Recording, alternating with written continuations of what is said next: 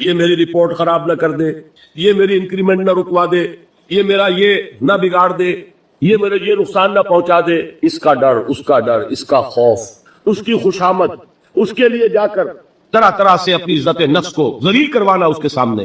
یہ سب کچھ کیوں کرتا ہے انسان؟ جب سمجھتا ہے کہ اس کے ہاتھ میں میرا کوئی نفع ہے، اس کے ہاتھ میں میرے لیے کوئی ضرر ہے، یہ مجھے کوئی گدن پہنچا سکتا ہے، یہ مجھے کوئی نقصان پہنچا سکتا ہے، یہ میرے کوئی کام بنا سکتا ہے، یہ میری کوئی ضرورت پوری کر سکتا ہے. اسی کا نام شرک ہے. جہاں آپ نے یہ سمجھا کہ غیر اللہ کے اندر کوئی طاقت موجود ہے، وہی شرک ہے. بتوں سے تجھ کو امید ہے، خدا سے نو امیدی، مجھے بتا تو صحیح اور کافری کیا ہے؟ شرک تو یہ ہے. جس پر بھی تمہیں یہ خیال ہے، کلمہ ہے یہ کلمہ سوم، لا حول ولا قوت الا باللہ، ذرا اس پر دل کو کبھی اگر آپ تصور کریں، پھر فرض کریں، دل ٹھک جائے اس پر، کوئی طاقت نہیں. یہی بات تھی جو شیخ عبد القادر جیلانی رحمۃ اللہ علیہ نے اپنی وصیت میں اپنے بچے سے کہی. 11ویں دینے والے ہیں، لیکن حضرت شیخ عبد القادر جیلانی کی وصیت اور تعلیمات کو کتنے لوگ ہیں جو جانتے ہیں؟ یہ جن مقامات تک پہنچے ہیں وہ کس چیز کی بدولت پہنچے ہیں؟ انہوں نے جو پیغام دیا وہ کیا تھا؟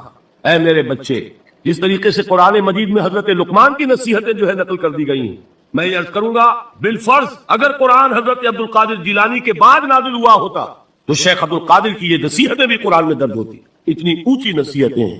اے میرے بچے، اس حقیقت کو ذہن نشین کر لے، لا فاعل فی الحقیقت ولا مؤثر الا اللہ. اس کائنات میں نہ کوئی فاعل حقیقی ہے، نہ مؤثر حقیقی ہے سوائے اللہ. کسی شے میں کوئی تاثیر نہیں اگر اللہ نہ چاہے. آگ جلا نہیں سکتی اگر اللہ نہ چاہے، پانی ڈبو نہیں سکتا اگر اللہ نہ چاہے، زہر ہلاک نہیں کر سکتا اگر اللہ نہ چاہے، کوئی چیز فائدہ نہیں پہنچا سکتی اگر اللہ نہ چاہے. تو در در پہ کیوں سر جھکاتے ہو؟ در در پر کیوں جبیں سائی کرتے ہو؟ سب کے سامنے کیوں ہاتھ پھیلاتے ہو؟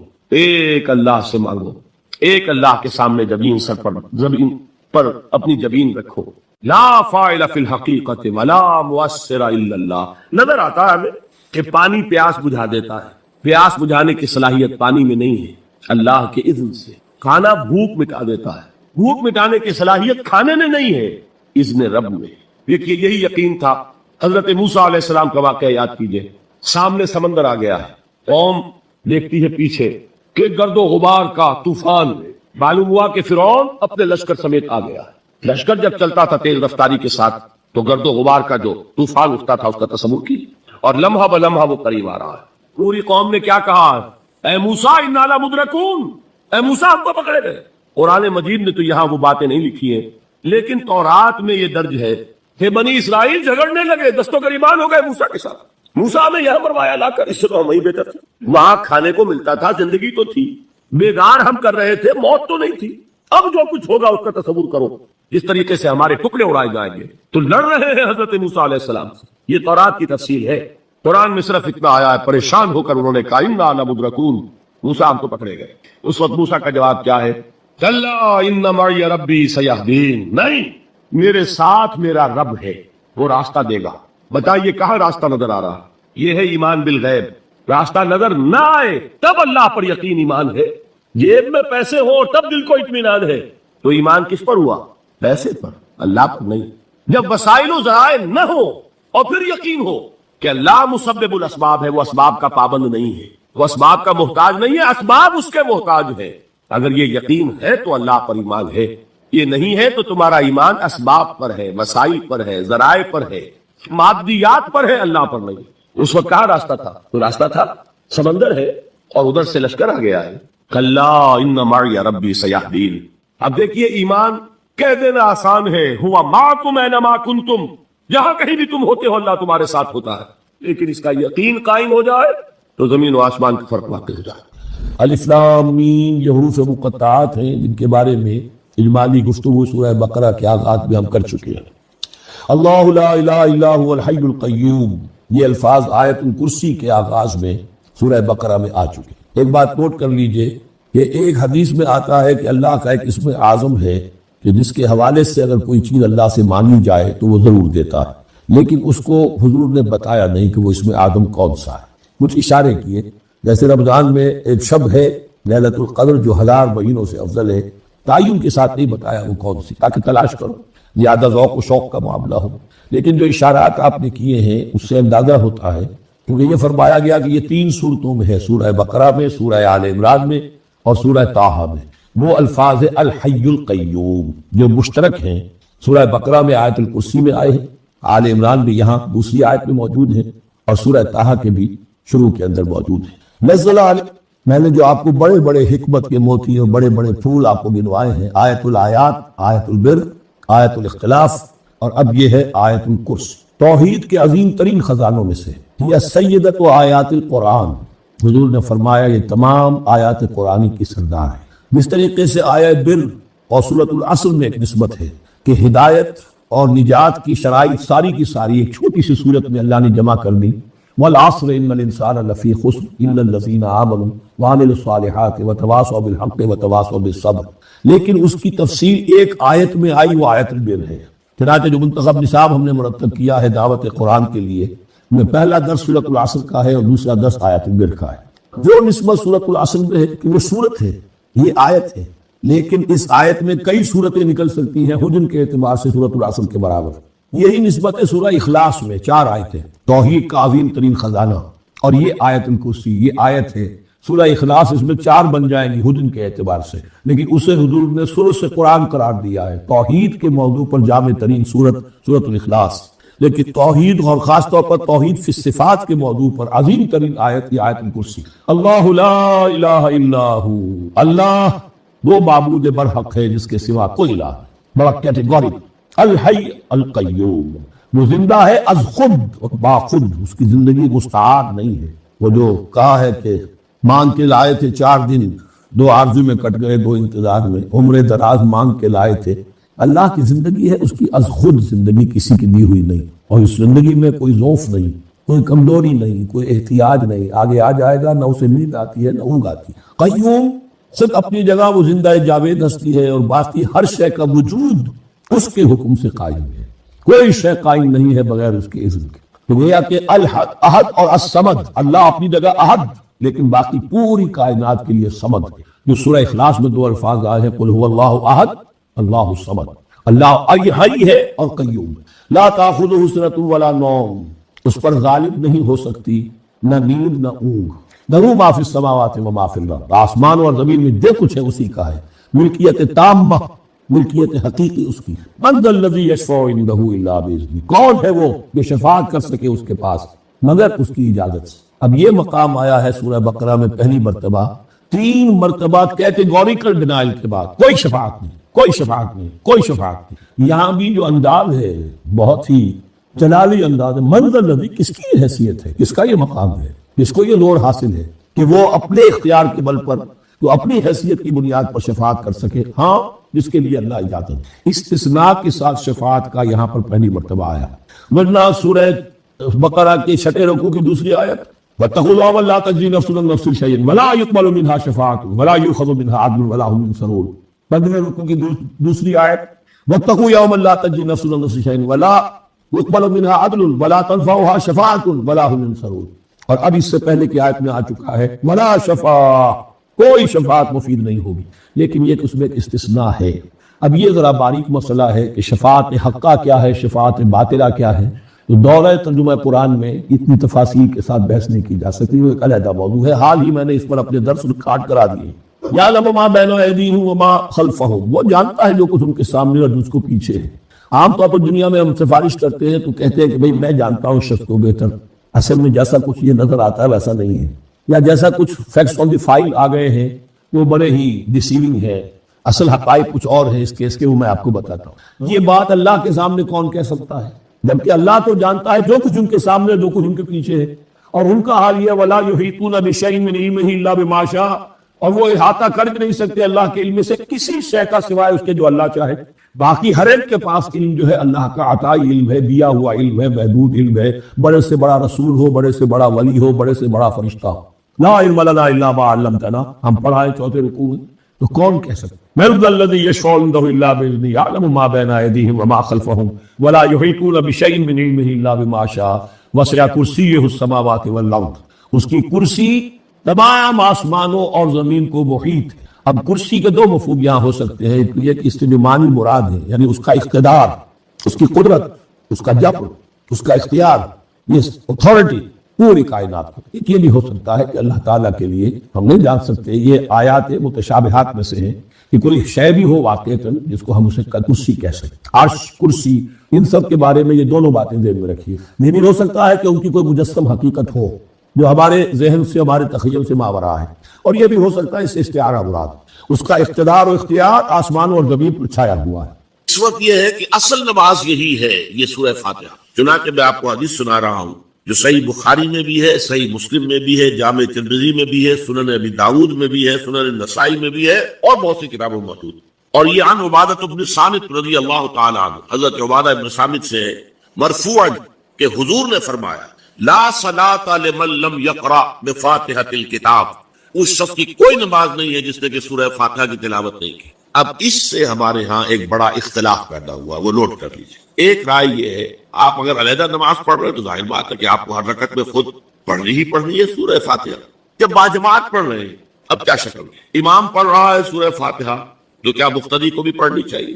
اس حدیث میں جو الفاظ کی شدت ہے اس کی بنا پر رجحان یہ ہوتا ہے کہ یقیناً اس صورت میں ہر شخص کو لا صلاۃ لمن لم یقرأ بفاتحۃ الکتاب، جس نے کہ فاتحہ کی تلاوت نہیں کی، قرات نہیں کی، ان کی کوئی نماز ہی نہیں۔ تو یہ موقف ہے امام شافعی کا، یہی مسلک ہے ہمارے اہل حدیث بھائیوں کا کہ آپ چاہے اکیلے نماز پڑھ رہے ہو، چاہے امام کے پیچھے پڑھ رہے ہو، اور چاہے امام جو ہے وہ جہری رکعت پڑھا رہا ہے اور چاہے سری رکعت پڑھا رہا ہے۔ خاموشی والی رکعت سورہ آپ کو معلوم ہے کہ نماز جو ظہر اور عصر کی ہے تو چاروں رکعتیں جو ہے وہ سری ہے، مغرب کے اندر آ کر دو جہری ہیں ایک سری ہے، عشاء میں آ کر دو جہری ہیں دو سری ہیں، سورہ اور نماز فجر کے اندر دونوں جو ہیں وہ جہری ہے۔ تو چاہے جہری ہو چاہے سری ہو، آپ کو بھی لازماً جو مقتدی ہے اسے بھی سورہ فاتحہ پڑھنی ہوگی۔ اب اس کے لیے انہوں نے یہ طریقہ جو ہے تلقین کیا ہے کہ امام تیزی سے نہ پڑھے، رک رک کر پڑھے، الحمدللہ رب العالمین، اس کے بعد اتنا وقفہ دے دے کہ جو مقتدی ہے وہ بھی کہہ لے اپنے دل میں یا پڑھ لے الحمدللہ رب العالمین الرحمن الرحیم۔ تو یہ رک رک کر پڑھنا، خاص طور پر اگر آپ کو موقع ہوا ہو کسی اہل حدیث امام کی امامت میں نماز ادا کرنے کا، تو آپ دیکھیں گے کہ بڑا فرق ہے۔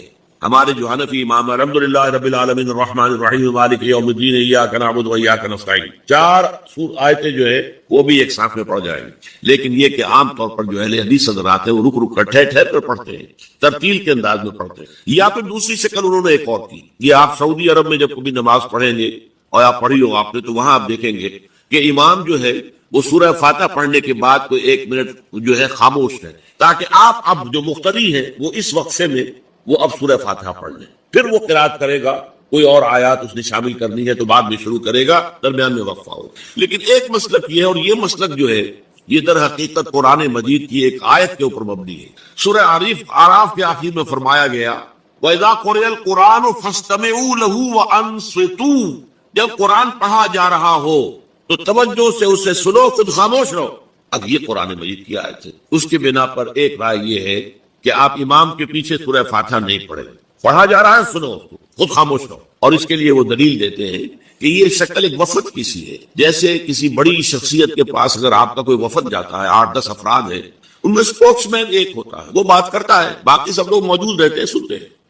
اسی طریقے سے امام جو ہے وہ گویا کہ آپ کا نمائندہ ہے، اور وہ پڑھ رہا ہے الحمدللہ رب العالمین الرحمن الرحیم مالک یوم الدین، تو امام کی قرات ہی آپ کی بھی قرات ہو، گویا کہ اس آیت سے، اس حدیث سے اختلاف نہیں ہے، اس کی تعبیر سے اختلاف ہے کہ امام کا قرات کر لینا در حقیقت مقتدیوں کی طرف سے بھی قرات۔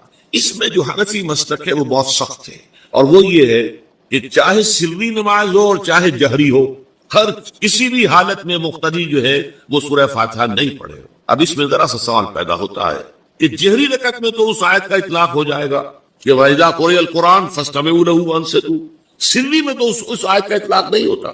بہرحال یہ مسلک ہے امام شافعی کا، ایک انتہا پر ہے، ہر صورت میں سری ہو یا جہری ہو آپ کو پڑھنی ہی پڑھنی ہے، اور امام ابو حنیفہ دوسری انتہا پر ہے کہ چاہے سری ہو چاہے جاری ہو کسی شکل میں نہیں پڑھا۔ امام مالک کا مسلک ہے درمیان میں، اور میں اس میں کوئی جھجک محسوس نہیں کرتا کہ میں آپ کے سامنے عرض کر دوں کہ میں اس پر عمل پیرا ہوں۔ وہ کیا ہے؟ جہری نماز میں خاموش رہو اور سنو، اس آیت کا اطلاق ہو جائے گا جب بلند آواز سے پڑھ رہا ہے امام تو پوری توجہ، فاستمعوا له، اپنی پوری توجہ کو اس کے سننے کے اوپر مرکوز کر دو اور خود خاموش۔ سری رکعت میں البتہ جبکہ وہ بھی خاموشی سے پڑھ رہا، آپ بھی خاموشی۔ بہرحال ان چیزوں میں میں نے یہ سب کچھ بیان کیا ہے، تو اس سے جو میرا مقصود ہے وہ یہ ہے کہ معلوم ہو جائے کہ اس میں کوئی بڑی بنیادی بات نہیں ہے، نہ یہ کہ جو حنفی ہیں وہ اس حدیث کا انکار کرتے ہوں کہ لا صلاۃ لمن لم یقرأ بفاتحۃ الکتاب، کیسے وہ انکار کریں گے؟ اور نہ ہی کوئی جو حنبلی ہے یا اہل حدیث ہے وہ قرآن کی اس آیت کا اختلاف سے جو ہے وہ اختلاف کر سکتا ہے کہ اذا قرئ القرآن فاستمعوا له وانصتوا، لیکن یہ کہ اس کے پھر اس سے جو احکام کا استنباط ہے اس میں اختلاف ہو جاتا ہے، تو اس کو نہیں سمجھنا چاہیے کہ یہ کوئی بہت بڑی اہمیت والی بات ہے۔ بات کے جو فرض نماز ہے اصل اہمیت ہمارے ہاں عام طور پر مذہبی حلقوں میں اور خاص طور پر جو ذرا متصوفانہ انداز کے رنگ کے لوگ ہوتے ہیں وہ فرض کو تو بس ایسے ہی ادا کر لیتے ہیں کہ جیسے بس اس کی کوئی اہمیت نہیں، بلکہ بعض لوگ وہ بھی ہیں کہ وہ فرض کو تب کر دیتے ہیں، نوافل پر سارا دور، صرف رات کی نماز پر زور دیا جا رہا ہے، فرض نمازوں کی ہم نے دیکھے ہیں ایسے لوگ بالفعل دیکھے ہیں۔ یہ تمام چیزیں جو ہیں در حقیقت اس کی راہ نبوت سے انسان کو ہٹا دینے والی۔ فرض کتنا فرض، نفل کتنا، نوافل کے بارے میں جو ہے شریعت سے ثابت ہے، وہ تہجد بھی نافلۃ لک، حضور کے لیے تو لازم تھی، باقی کے لیے لازم نہیں ہے، جو قیام اللیل شروع میں تھا وہ لازم نہیں ہے۔ ہاں رمضان مبارک میں اس کی تشریح ہے، ترغیب، وہ خاص ایک مہینہ ہے، اس میں دن میں کھانا پینا جو ہے وہ حرام کیا گیا، تو رات کو 2/3 رات یا 1/3 کم سے کم 1/3 رات جاگو اللہ کے قرآن کے ساتھ، اللہ کی کتاب کے ساتھ۔ تو یہ اصل میں جو توازن ہے یہ جو ہے بہت ضروری۔ ارأیت اذا صلیت الصلوات مکتوبات، حضور آپ نے دیکھا، غور فرمائیے کہ اگر میں جو فرض نمازیں ہیں وہ ادا کروں، اب مثلا ایک حدیث مجھے اور یاد آئی، فرض نماز کی اہمیت کو بیان کرنے کی حضور نے فرمایا جس شخص نے عشاء کی نماز بھی جماعت کے ساتھ ادا کی اور پھر فجر کی نماز بھی جماعت کے ساتھ ادا کی، اس کے لیے پوری رات کا قیام لکھ دیا ہے۔ فرض کی یہ ہے، تو اذا صلیت المکتوبات صلوات المکتوبات وصمت رمضان، اور میں روزہ بھی رمضان کے روزے رکھوں، باقی روزہ رکھنا آپ کی مرضی پر ہے، رکھیں ٹھیک ہے، لیکن وہ جو لازم نہیں ہے، نجات کے لیے لازم جو بیس لائن ہے وہ جو عبادات فرض، اس کے بعد جتنا آدمی اضافہ کر سکے، حالات کو بھی دیکھیں، بعض حالات ایسے ہوں گے کہ اس میں اصل اہمیت جہاد کی ہو جائے گی، قتال کی ہو جائے، اب ایسا حال بھی ہو سکتا ہے کہ اسلامی نظام قائم ہے، اسلامی حکومت قائم ہے، نظام خلافت قائم ہے، تو اب قتال کا معاملہ جو وہ حکومت کے ذمہ ہے، حکومت انتظام کرے گی۔ اگر کہیں 10,000 آدمی چاہیے، 10,000 آدمی نکل آئے چل جانے کے لیے، تو باقی آرام سے گھر میں سوئیں یا نوافل پڑھیں، ساری رات کھڑے رہے، ٹھیک ہے، یہ تقرب بالنوافل کا موقع ہوگا۔ لیکن اگر اللہ کا دین جو ہے وہ مغلوب ہے، پامال ہے، اسے پاؤں تلے رودا جا رہا ہے، شریعت کی دھجیاں بکھیری جا رہی ہیں، عوامر کا استہزاء ہو رہا ہے، اور جو منکرات ہیں ان کی تبلیغ ہو رہی ہے، اس وقت آدمی نوافل میں لگا رہے، وہاں تو فرض ہو جائے گا امر بالمعروف نہی عن المنکر۔ ایک وہ کہ جس کے اندر کچھ نہ کچھ خیر کے پہلو تھے، جرت بھی تھی، جسارت بھی تھی، بہادری بھی تھی، بخل بھی نہیں تھا، وہ مخالفت تو کر رہا تھا لیکن یہ کہ علی الاعلان، ڈنکے کی چوٹ، حملہ آور ہو رہا تھا تو سامنے سے۔ اس کردار کا ایک کی نمایاں مثال جو ہے وہ ابو جہل ہے، ایک درمیان میں کردار تھا، اور اس پر اللہ تعالیٰ کا غضب سب سے زیادہ بھڑکا ہے قرآن مجید میں۔ یہ ہے ایک مصالحت انداز، مصالحت آمیز انداز، جس کو میں نے پہلے تعبیر کیا تھا کہ میٹھی چھری سے جسے ہم محاورتاً تعبیر کرتے ہیں، یا گڑ دے کر مارنے کی کوشش، کہ کچھ مصالحت ہو جائے، اور وہ جو ایک شدید ترین امتحان سے ہم دوچار ہو گئے ہیں کہ حق سامنے آ گیا ہے، قبول کرتے ہیں تو طرح طرح کے مسائل سامنے آتے ہیں، اپنی مصلحتیں جو ہیں وہ مانے ہیں اس حق کو قبول کرنے میں، نہیں کرتے ہیں تو اندر سے دل جو ہے بلاغت کرتا ہے، ضمیر کاٹتا ہے، تو اس سے بچاؤ کی کوئی شکل ہو جائے۔ یعنی میں نے عرض کیا تھا یہ منافقانہ کردار ہے، اور یہ مصالحانہ انداز اختیار کرتا ہے۔ وہ جو ایک قانونی ایمان کی سرحد تھی، اس کے جو ادھر رہ گئے وہ کافر تھے، لیکن گویا کہ انہیں ہم یہ کہیں گے کہ کافروں میں سے، مخالفین میں سے جو اس کردار کے حامل تھے، وہ گویا کفر کے منافق تھے، اور جو کسی سبب سے اس پالے کو کراس کر آئے، ادھر آ گئے، وہ مسلمانوں کے منافق تھے، مسلمانوں میں منافق تھے، جن کا دعویٰ یہ تھا کہ انما نحن مصلحون، ہم تو مصالحت کرنا چاہتے ہیں، اصلاح کرنا چاہتے ہیں، خام خواہ دنگا فساد اور خام خواہ یہ زیادہ اپنے موقف کے اوپر بہت ہی زیادہ تشدد جو ہے، اس کا کیا حاصل ہے؟ تو یہ کردار ہے، اس پر اللہ کا غضب بھڑکا ہے ان آیات میں جو ہم پڑھ چکے ہیں۔ تو یہ دوسرا حصہ جو ہے سورہ مبارکہ کے پہلے رکوع کا، اس کا انداز جو ہے بڑا غضبناک انداز تھا۔ تیسرے حصے میں ایمان بالآخرہ کو ایک تمثیل کے پیرائے میں سمجھایا گیا، وہاں بھی بڑا دھیما انداز ہے، افہام و تفہیم کا انداز ہے۔ البتہ اب یہ جو دوسرا رکوع ہے 19 آیات پر مشتمل، اس میں ابتدا سے انتہا تک بہت ایک تیزی کے ساتھ ایک رد و قدح کا انداز ہے کہ جیسے مخالفت ہو رہی ہے، اور مخالفین جو ہیں وہ بھی اپنی سی کچھ دلیلیں پیش کر رہے ہیں، اور اس کے جواب میں اللہ تعالیٰ بھی اس بات آخرت بالخصوص اور نبی اکرم صلی اللہ علیہ وسلم کی نبوت و رسالت کے اس بات کے لیے دلائل دے رہا ہے۔ پھر اس میں رد و قدح جو ہے وہ شروع سے لے کر آخر تک ایک بحث و نزاع کی کیفیت، ایک رد و قدح کا انداز ہے۔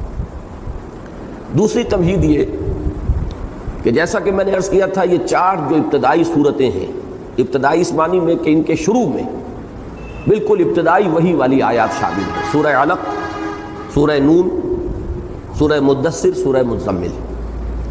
ان چاروں میں تین مضمون مشترک ہیں۔ آغاز میں حضور سے خصوصی خطاب، جیسے کہ اس سورہ مبارکہ میں ہم پڑھ چکے ہیں، سورہ مزمل میں ہے، سورہ مدثر میں ہے، سورہ علق میں ہے۔ دوسرے یہی جو ابھی میں نے جس کا جائزہ آپ کے سامنے پیش کر دیا، مخالفین کے ساتھ ان کے کردار کو سامنے لا کر پھر ان پر اللہ تعالیٰ کا جو غضب ظاہر ہو رہا ہے، یہ دوسرا حصہ ہے۔ کہیں ابو جہل کی شخصیت سامنے ہے، کہیں ولید بن مغیرہ کی شخصیت ہے، کہیں جیسے کہ سورہ مزمل میں کسی کا نام نہیں لیا گیا مجموعی طور پر، ذرنی والمکذبین اولی النعمہ ومہلہم قلیلا۔ تیسرا مضمون جو اہم ترین مشترک ہے ان چاروں صورتوں میں، وہ ہے اس بات آخرہ۔ البتہ اس بات آخرت اور وہ جزا و سزا کا واقع ہو کر رہنا، اس کے ضمن میں ایک بڑی حسین تدریج ہے، وہ میں چاہتا ہوں کہ آپ آج اچھی طرح نوٹ کر لیں۔ سورہ علق کی 3 آیتوں میں صرف ایک فلسفیانہ استدلال ہے، کلا ان الانسان لیطغی ان رآہ استغنی ان الی ربک الرجعی۔ انسان تعدی پر، ظلم پر، سرکشی پر، زیادتی پر آمادہ ہو ہی جاتا ہے۔ کیوں ہو جاتا ہے؟ کہ اس دنیا میں وہ اپنے آپ کو آزاد پاتا ہے، کوئی پکڑ نہیں ہے، جھوٹ بولا، زبان پر چھالا بھی نہیں پڑا، کوئی تکلیف نہیں ہوئی، کسی کا مال ظالمانہ طور پر ہتھیا لیا اور ہڑپ کر گئے، کوئی نقصان نہیں ہوا، کوئی پیٹ میں درد تک نہیں ہوا۔ تو یہ جو اخلاقی قانون ہے جو یہاں آپریٹنگ نہیں ہے، فزیکل لاز آر آپریٹو، طبعی قوانین یہاں پر نافذ ہیں۔ آپ انگارے کو ہاتھ میں سے چھوئیں گے، چھالا پڑ جائے گا، ہاتھ جل جائے گا، زبان پر رکھیں گے، زبان پر چھالا پڑے گا، زہر کھائیں گے، مر جائیں گے۔ لیکن یہ کہ یہ سب کچھ آپ حرام خوری کرتے رہیے، اس کا کوئی نتیجہ یہاں ظاہر نہیں ہوتا، اس لیے انسان بڑھتا چلا جاتا ہے، اس کی جسارت، جرأتیں جو ہے لا یطغی، طغیانی اور سرکشی جو ہے وہ بڑھتی چلی جاتی ہے۔ الرآہ استغنی، دیکھتا ہے کہ اپنے تئیں آزاد، کوئی پکڑ نہیں، کوئی محاسبہ نہیں، کوئی جزا سزا نہیں۔ اب اس کا ایک ہی علاج ہے، ان الی ربک الرجعی، یقیناً تیرے رب کی طرف لوٹنا ہے۔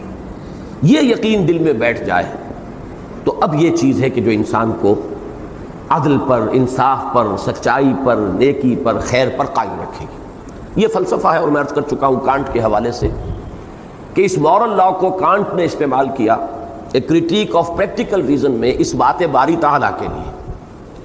قرآن مجید اس اخلاقی قانون کو یا مورل لا کو اس بات باری تعالیٰ کے لیے استعمال نہیں کرتا، لیکن اس بات آخرت کے لیے اس دلیل کو لاتا ہے کہ آخرت پر ایمان کے بغیر اس دنیا میں انسان کا کوئی اخلاقی رویہ ممکن نہیں، اس کے لیے کوئی بنیاد نہیں، اساس نہیں۔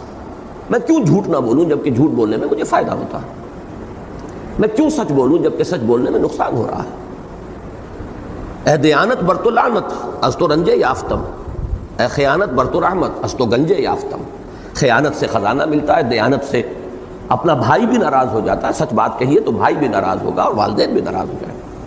تو کیوں انسان سچ بولے، کیوں دیانت پر قائم رہے، کیوں فاقے کرے، کیوں ضیاء کار بنوں، محو فکر فردہ نہ کروں؟ وہ علامہ اقبال کا وہ جو پہلا شعر ہے، مجھے کیوں ضیاء کار بنوں، خود فراموش رہوں۔ اب یہ ضیاءکاری کیوں کیا ہے؟ تو یہ فلسفہ ہے جو 3 آیات میں سورہ علق میں آیا ہے۔ اس سورہ مبارکہ میں یہ مضمون بڑی تفصیل سے آیا ہے۔ پہلے تو ہم دیکھ چکے ہیں کہ ایک تمثیل کے پیرائے میں وہی بات جو سورہ علق میں آئی ہے اصولی اعتبار سے یہاں ایک تمثیل کے پیرائے میں آسان فہم بنا کر اسے سامنے رکھا گیا کہ یہ اخلاق کی پستی میں انسان سنک کرتا ہے، نیچے اترتا چلا جاتا اگر آخرت نہیں۔ یہ وہ مضمون ہے کہ جو بعض تو پوری صورتیں جو ہیں اسی پر ہیں۔ ارأیت الذی یکذب بالدین فذلک الذی یدعو الیتیم ولا یحض علی طعام المسکین فویل للمصلین الذین هم عن صلاتهم ساہون۔ جزا و سزا کا انکار کرنے کے بعد لا محالہ کردار جو ہے وہ ان پستیوں کی طرف مائل ہو جائے گا، پھر انسان کے اندر اخلاق حسنہ کے لیے کوئی بنیاد نہیں رہے گی۔ اسی مضمون کو اکثر ترتیب میں بیان کیا گیا، ویل للمطففین الذین اذا اکتالوا علی الناس یستوفون واذا کالوہم او وزنوہم یخسرون الا یظن اولئک انہم مبعوثون لیوم عظیم یوم یقوم الناس رب العالمین۔ انسان اتنی پستی میں اس لیے جاتا ہے کہ اسے یا تو آخرت کا علم نہیں یا آخرت مستحضر نہیں رہتی، اوجھل ہو جاتا ہے اس کا تصور ذہن سے، تو یقیناً پھر انسان جو ہے اخلاق کی پستیوں کے اندر دھستا چلا جاتا ہے۔ یہ بات یہاں تمثیلی پیرائے میں باغ والوں کا جو ایک قصہ بیان ہوا، انا بلوناہم کما بلونا اصحاب الجنہ۔ اب اس کے بعد اس دوسرے رکوع کے اندر اس موضوع پر ایک تو عقلی دلیل لائی گئی ہے ابتدا میں اختصار کے ساتھ اس بات آخرت کے لیے، اور آخرت سے انحراف کی متعدد شکلوں میں سے بعض شکلوں کا یہاں ذکر کیا گیا ہے ایک رد و قضا اور بحث و نزاع کی صورت میں۔ یہ جو میں نے ابھی لفظ استعمال کیا ہے کہ انحراف عن الآخرہ کی متعدد شکلیں ہیں، اس کے حوالے سے میں تیسری تمہیدی بات اس وقت عرض کر رہا ہوں۔ قرآن مجید کو سمجھنے میں بڑی اہمیت کی حامل ہے یہ بات کہ ہم سب سے پہلے یہ بات سامنے رکھیں کہ قرآن کے جو اصل اولین مخاطب تھے ان کا موقف تھا کیا؟ آیا وہ خدا کے منکر تھے، ملحد تھے، دہریے تھے، یا یہ کہ وہ خدا کو تو مانتے تھے لیکن شرک کرتے تھے؟ آیا وہ سب کے سب آخرت کے بالکل کورے انکار کرنے والے تھے، یا ان میں آخرت کے ماننے والے تھے لیکن انہوں نے کچھ ایسی چیزیں بھی اپنے فکر میں، اپنے نظریات میں، اپنے عقائد میں شامل کر لی تھی کہ جس سے ایمان بالآخرت قانوناً ہوتے ہوئے بھی عملاً غیر مؤثر ہو جاتا تھا۔ تو جب تک یہ چیز سامنے نہ ہو آپ قرآن مجید کو سمجھ نہیں سکتے، اس لیے کہ جو مخاطب سامنے ہے ان سے گفتگو ہو رہی ہے، رد و قضا ہو رہی ہے، اور قرآن اس طریقے سے تو ڈسکرپٹیو انداز میں اور نیریٹو انداز میں بیان نہیں کرتا کہ ان کا موقف یہ تھا، ان کا کہنا یہ تھا اور اس کا اب جواب ہم یہ دے رہے ہیں۔ یہ جو ہمارا عام اسلوب ہے دنیاوی تصانیف کا تو یہ ہوتا ہے کہ ہمارے مخالفین کا کہنا یہ ہے، ان کا موقف آپ نے نقل کیا، اب آپ نے ایک ایک بات کا ہماری طرف سے یہ ان پر اعتراض ہے، ہم ان کی بات کا یہ جواب، یہ انداز نہیں ہے۔